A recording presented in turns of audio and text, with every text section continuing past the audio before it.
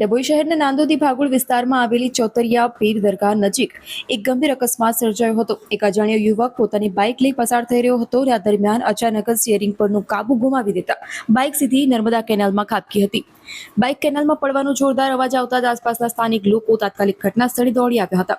સદનસીબે એ સમયે નર્મદા કેનાલમાં પાણી ન હોવાથી યુવક ડૂબી જવાથી બચી ગયો હતો, પરંતુ ઊંચાઈ પરથી પટકાવવાના કારણે તેને ગંભીર ઇજાઓ પહોંચી હતી। ઘટનાની જાણ થતાં જ ડભોઈ પોલીસનો કાફલો ગણતરીની મિનિટોમાં જ ઘટના સ્થળે પહોંચી ગયો હતો।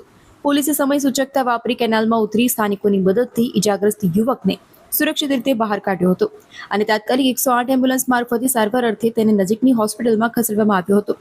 હાલ આ યુવક હોસ્પિટલમાં સારવાર હેઠળ છે।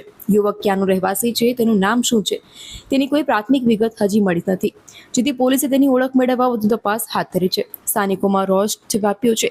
કેનાલ પર વહેલી તકે રેલિંગ બનાવવાની માંગ થઈ છે। આ ઘટના બાદ સ્થાનિક રહીશોમાં તંત્ર સામે ભારે નારાજગી જોવા મળી રહી છે।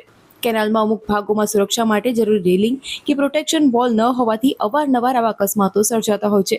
સ્થાનિકોએ નર્મદા નિગમના ઉચ્ચ અધિકારીઓ સમક્ષ માંગ કરી છે કે જ્યાં પણ અધૂરી કે તૂટેલી રેલિંગ છે ત્યાં વહેલી તકે નવી રેલિંગ બનાવવામાં આવે, જેથી ભવિષ્યમાં કોઈ નિર્દોષ વ્યક્તિનો જીવ જોખમમાં ન મુકાય।